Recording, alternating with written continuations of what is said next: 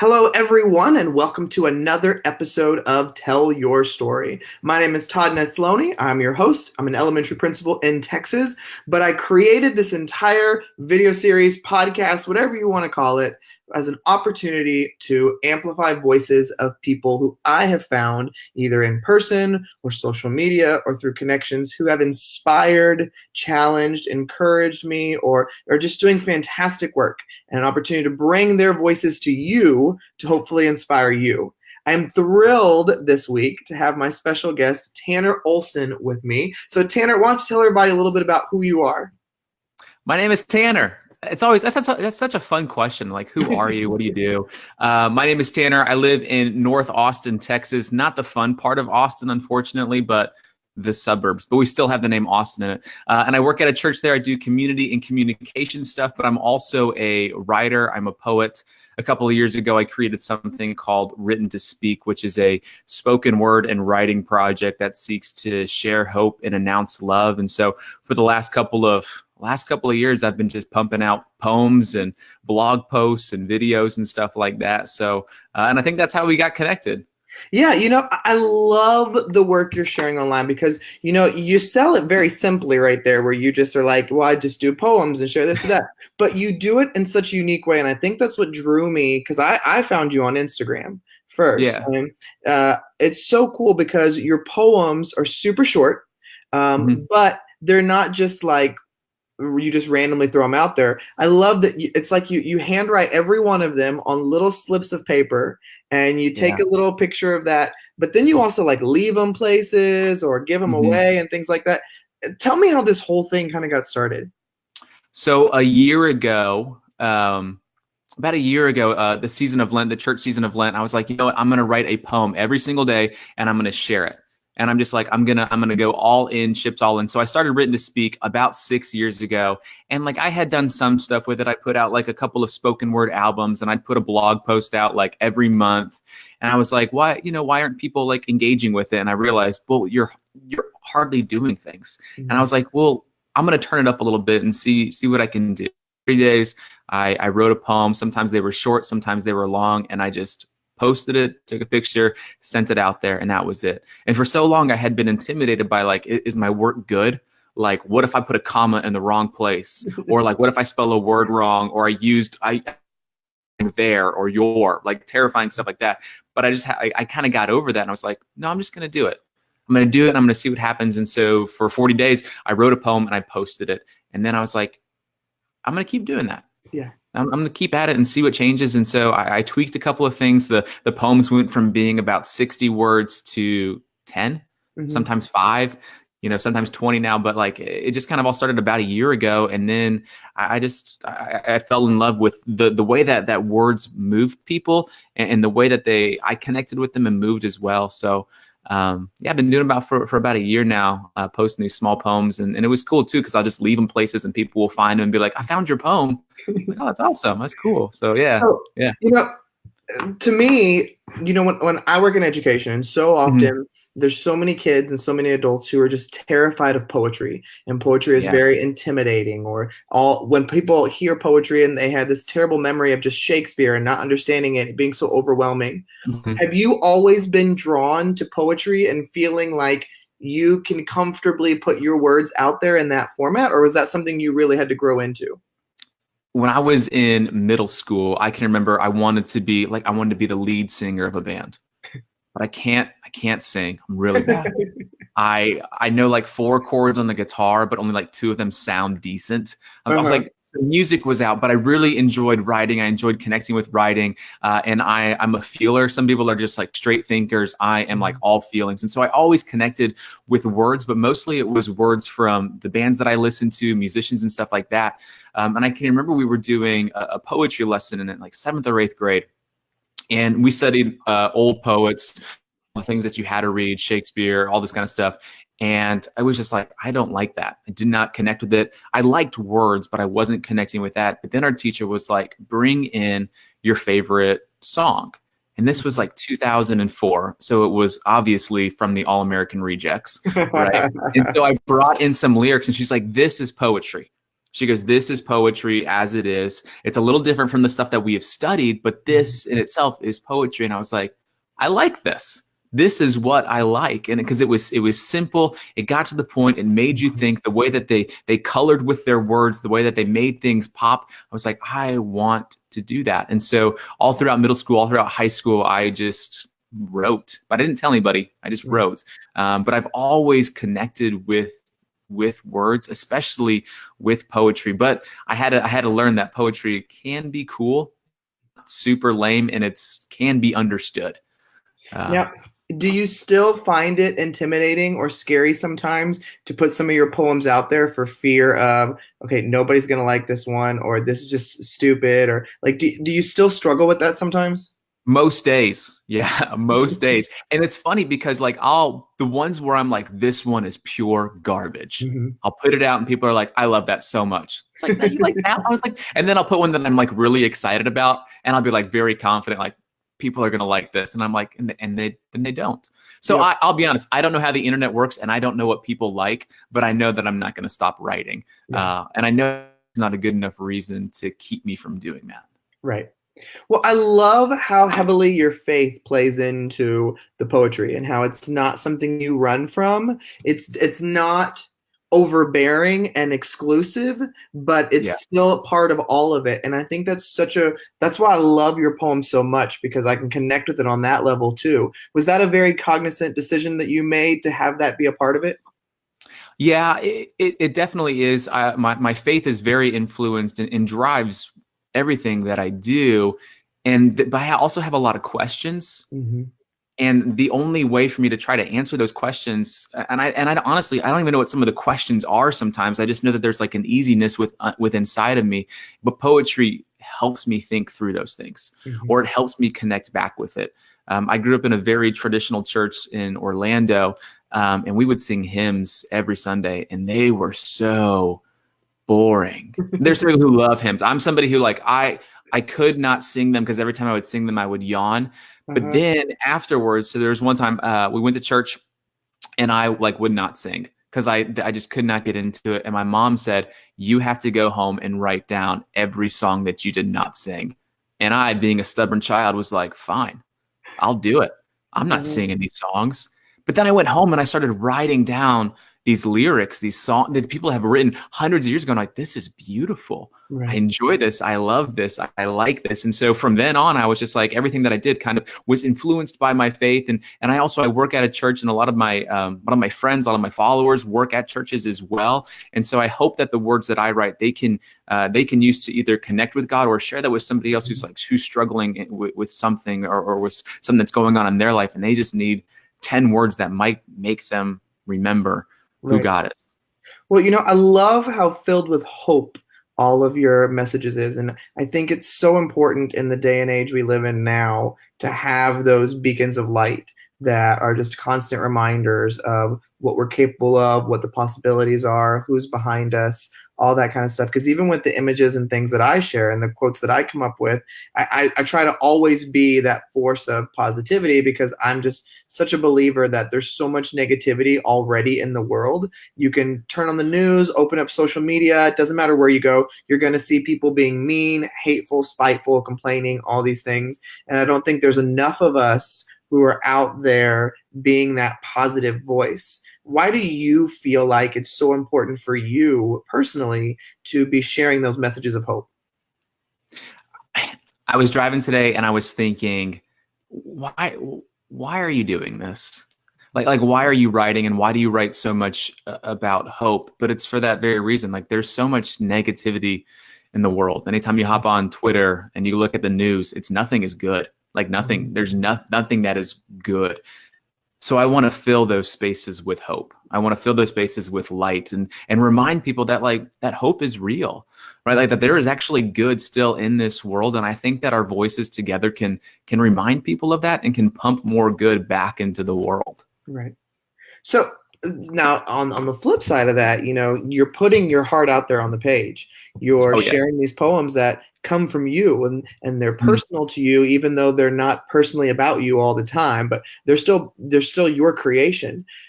have you had those experiences of getting some really negative feedback online from the stuff you've shared?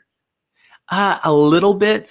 And I always expect to get something negative in return. I don't know why I think that way, but I'm just, anytime I put something out, I'm ready for someone to be like, hey, I don't agree with this, or hey, you stole this from somebody else without me knowing it. I mean, everyone's a writer today, so it's easy to write something that somebody else has already written that you haven't even read, right? It's easy to find those messages. And so there's this element to me that I'm scared that they're not going to like it, or that I'll be attacked for it. I can remember when I first started doing spoken word, one of my good friends from college, it got back to me that person just did not support what I was doing, did not like what I was doing, and would just, did not talk too highly about it.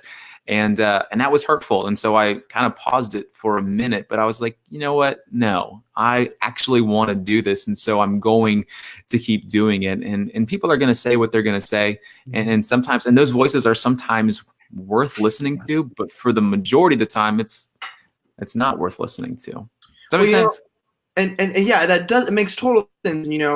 I try to really keep that mindset as well. But, even I find myself sometimes sinking back into allowing the doubts to cloud more of my thoughts than the ignorance of the doubts. And so when you, I'm sure, it's typical of artists, when you have those doubts creep in where you begin to think, is my craft worth really putting out there? Are these people right? Does my stuff suck? How do you keep the motivation to continue to share your creativity and your gift?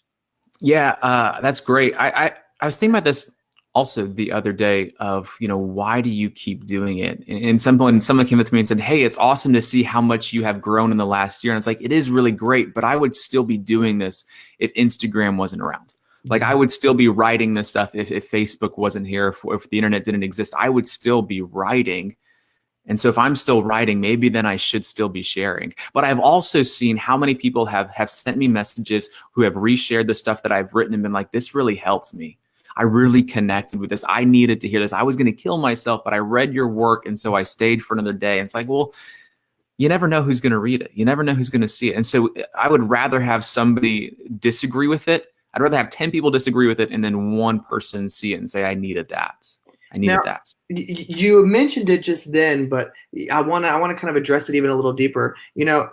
Obviously with the stuff you're sharing and it being such a hopeful message, you're going to have people that reach out to say, this was exactly what I needed to hear for this reason. And I know for me, being an educator, some of the messages I may hear back are, that helped me keep going to the next day of teaching, or not quit my job, or something like that. Whereas in your messages, being so personal, may be more of the life-saving kind. And so what was the first moment can you think of the first moment where you got a reaction from someone like that and you thought, wow, look at the power that words have, and I've never even met this person, I have no idea who they are, but because I put my thoughts and heart out there, it helps somebody else?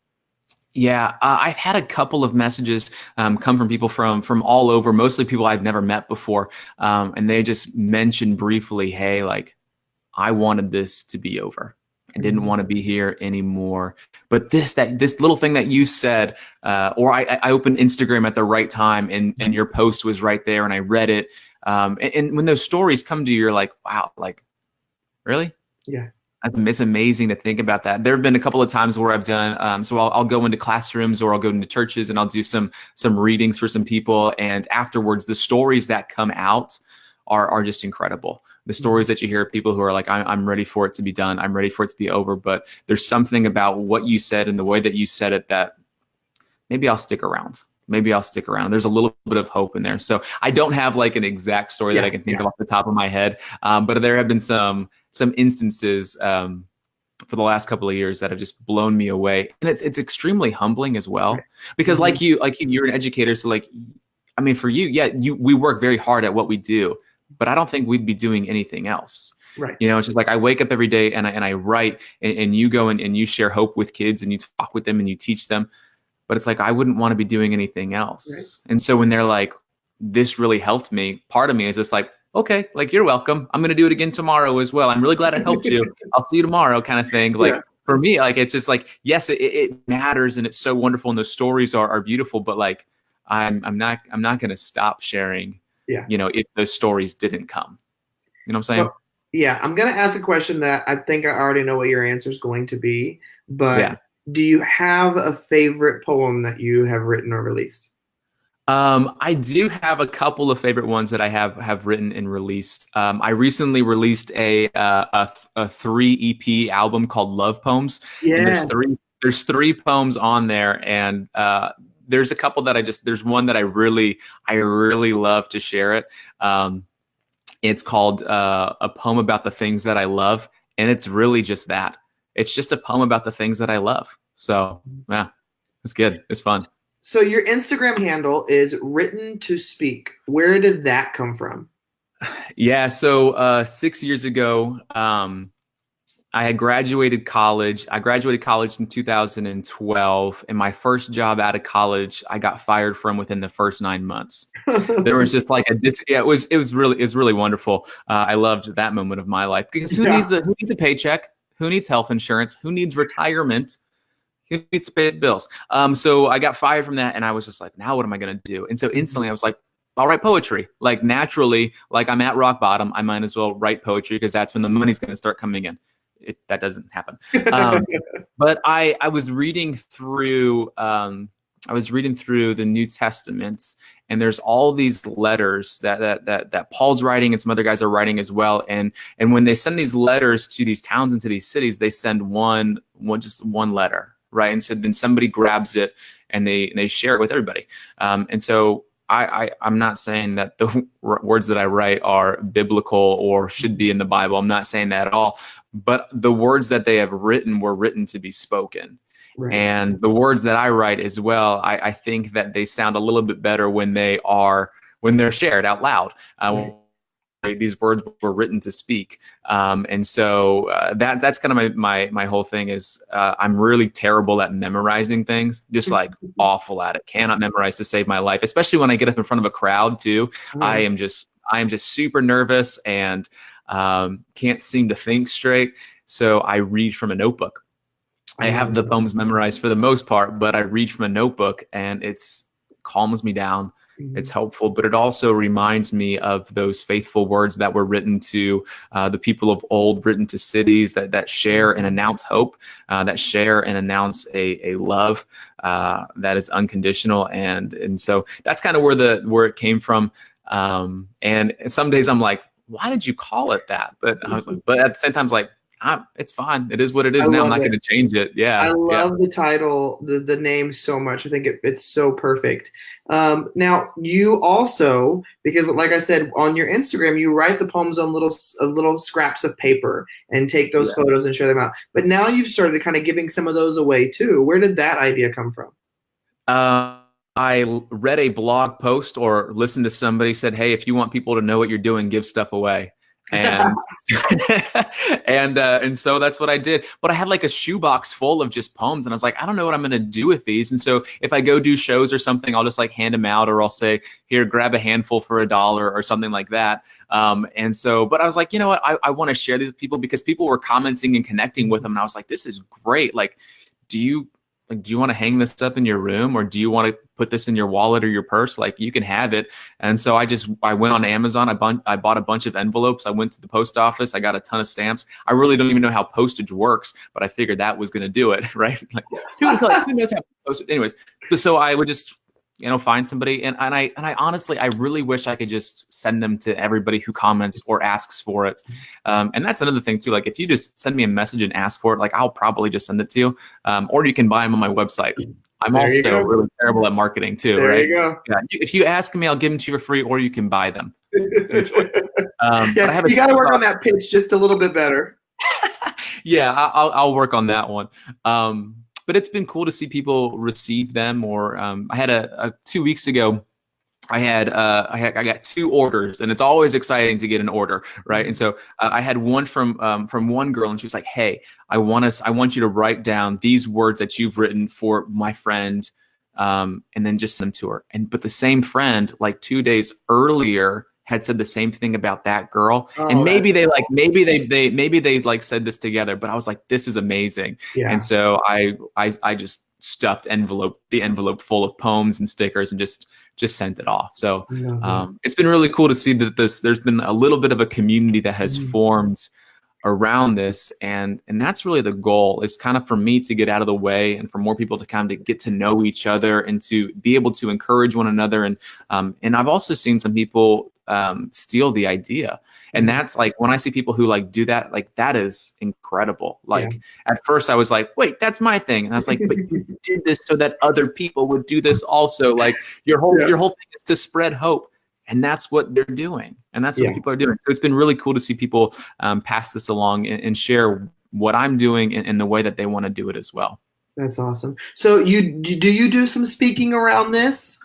Yeah. If anybody wants me to come speak, I love the opportunity. I've spoken at a couple of conferences. I usually next week I'll do a chapel. I'll do 2 chapel services, and I'll share some poetry in that. But I'll also go to a local public elementary school and share with the 3rd grade class, which is always fun, because they're always like, "Wait, you're a poet, but you sound like a rapper. What are you?" I was like, I like words. I like words. I love that. They always tell me, they're like, you should definitely have someone put beats behind it. You would sound so cool. Yeah. Thank you. So the question I always love ending all my interviews on is, if there is one message that you hope you convey, or that people take away from either what you say or the life you live or things like that, what is that message that you hope people take away? The message that I've been sharing for the last year or so is that hope doesn't let the story end. And for me, that hope is Jesus. And I know for other people that might look a little bit different, but understanding that, like, your story isn't over. It's not done yet. Right. And I think that there's a lot of people who, I mean, we've seen the statistics. We know that our world is struggling right now with mental illness, and a lot of people are struggling with depression and anxiety. And the reminder of hope is so strong, and it's so beautiful as well. And so when people just hear like, hey, hope doesn't let the story end, hope doesn't let your story end, like, you can continue, you can keep going. I love it. Man, there is no better way to end this conversation than that right there. Tanner, thank you so much. Like I said, you and I were talking a little bit before the show went live, but, I was so nervous reaching out to you going, oh my God, I love his work, but he has no idea who I am. And he's going to think, why does this person want me on this random show that he's talking about? So I want to tell you, thank you. I so admire the work that you're doing. It has uplifted me many days. I try to share it out all that I can, because I think that your work is important. It's valuable. It's needed. And it is really making a difference. So thank you for coming on tonight. Oh, appreciate it, man. When my book comes out, I'll have to come down to your school. There you go. Let's do it. Thank you, everybody, for watching or listening to another episode. Make sure you check out all the previous episodes on SoundCloud, iTunes, or my YouTube channel. Thank you for joining Tell Your Story. And remember to get out there and be brave enough to tell your story, because every story matters. Have a great night, everyone.